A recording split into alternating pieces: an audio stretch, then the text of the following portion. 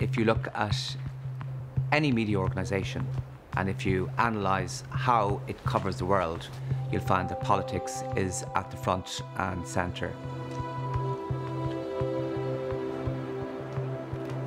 Sometimes it's good just to get away from the hubbub of activity in Leicester House.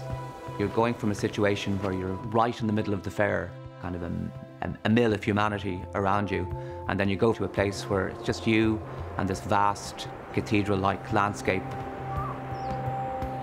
It's just a complete contrast to Leinster House, and I love it.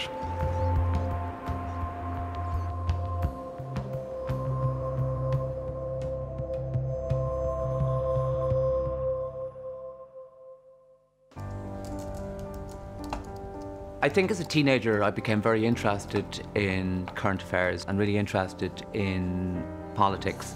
I would see myself not as a person who's going to change the world. I would see myself more in the role of an observer. I'm McGee, political correspondent with I think writing was always what I wanted to do. I think journalism was always what I wanted to do. It's been an extraordinary couple of days in terms of the rhetoric we have seen. What's your assessment of all that's happened over? Those who are involved in politics are the people who make the decisions that affect our lives.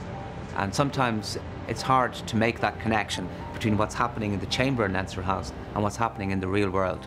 But believe you me, the decisions that are made in there will affect your life. And it's our job to make sure that you're aware of those decisions and that you know what the implications of those decisions are. How many extra seats are they going to win in the elections? Do you think that you will find yourself back in the eye of the storm in a few months' time? Yes. If you look at the way that people consume news and current affairs now, it's changed radically. People now are accessing news via their computers, tablets and mobile phones. It's one of the skills of an Irish Times journalist that they're able to do audio, video, podcast and of course Twitter. You're very welcome to the weekly Irish Times political podcast every week on irishtimes.com. The advent of social media has been a game changer. And I feel I can vote for those people. It's a political savvy society with a huge knowledge of and huge interest in politics. I think our coverage kind of reflects that.